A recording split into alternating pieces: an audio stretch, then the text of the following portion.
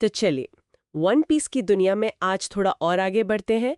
आज बात करेंगे दूसरे आर्क की, यानी ऑरेंज टाउन आर्क। हाँ बिल्कुल। हमारे पास कुछ सोर्सेज हैं इस पर, एक ब्लॉग पोस्ट है, विकी पेज भी देखा और एक पॉडकास्ट का हिस्सा भी है। अच्छा। तो इरादा यही है कि इस आर्क की कहानी, जो जरूरी किरदार इसमें आए और वन पीस की दुनिया पर इसका क्या असर रहा, उसे जरा ठीक से समझें। हाँ, शुरू करते हैं। तो कहानी लुफी और जोरो से शुरू होती है ना? वो बेचारे समुद्र में भटक गए थे। हाँ। और फिर पहुंचते हैं ऑरेंज टाउन। अच्छा। अब ये शहर जो है वो बगी द क्लाउन और उसके क्रू के कब्जे में है। अच्छा, बगी द क्लाउन, यहीं से मतलब हाँ, एक्शन शुरू। यहीं से। और यहीं पर लफी पहली बार किसी दूसरे डेविल फ्रूट यूजर से मिलता है ना, बगी से। हाँ बिल्कुल, बगी। उसके पास वो 12-12 नुमी, हाँ चॉप चॉप फ्रूट वाली पावर। हाँ, चॉप चॉप फ्रूट। सोर्सेज बताते हैं कि इसका मतलब है कि तलवारें उस पर काम नहीं करती, वो अपने शरीर को टुकड़ों में बांट सकता है, सही कहा। अलग अलग कर लेता है। Right. ये तो बहुत ही अनोखी पावर है, खासकर इतनी जल्दी कहानी में। है ना? और सिर्फ पावर ही नहीं, उसका पास्ट भी इंटरेस्टिंग है। हाँ वो तो है।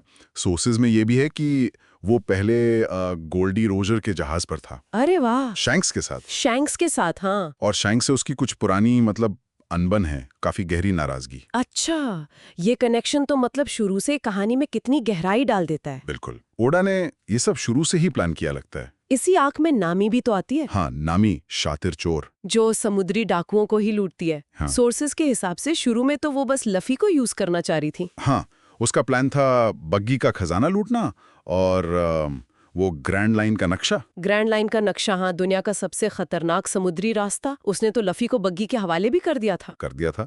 लेकिन फिर कहानी थोड़ी बदलती है। कैसे? जब बग्गी नामी से कहता है लफी को खत्म करने को, तो वो हिचकिचाती है, फिर उसे बचाने की कोशिश भी करती है। अच्छा। और तभी जोरो भी पहुंच जाता है।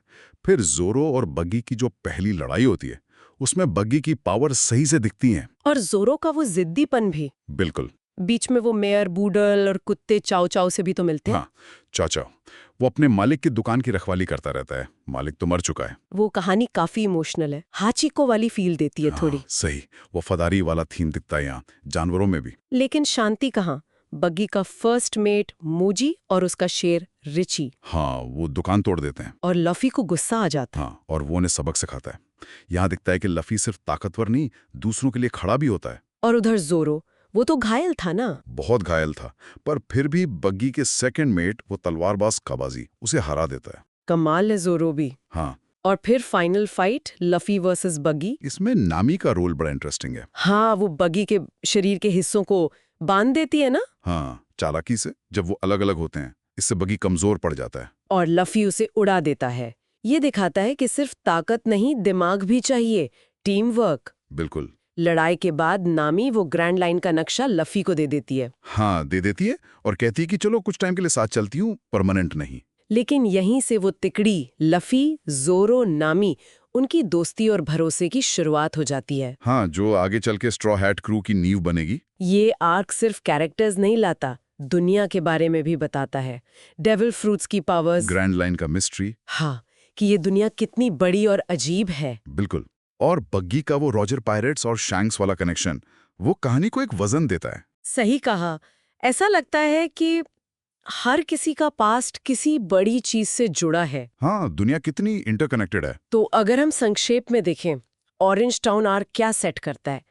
दोस्ती, भरोसा, अपने सपनों के पीछे जाना। ये सारे वन पीस के मेन थीम्स यहीं से मजबूत होते हैं। और नामी मिलती है, जो आगे नेविगेटर बनेगी। और बग्गी भी, अब बग्गी जो बार बार आएगा और क्या कहते हैं, अनजाने में ही सही बड़ा रोल निभाएगा। हाँ। और लफी का कैरेक्टर भी डेवलप होता है। वो सिर्फ स्ट्रांग नहीं, दिलदार भी है। खजाने का हिस्सा शहर के लिए छोड़ देता है। बिल्कुल। ये सोचना भी मजेदार है कि बग्गी, जो यहाँ थोड़ा कॉमिक विलन जैसा लगता है, हाँ। वो कैसे आगे चलकर किस्मत से या जैसे तैसे पायरेट वर्ल्ड में ऊपर उठता जाता है। सही में। और यहीं पर एक सवाल छोड़ सकते हैं सोचने के लिए।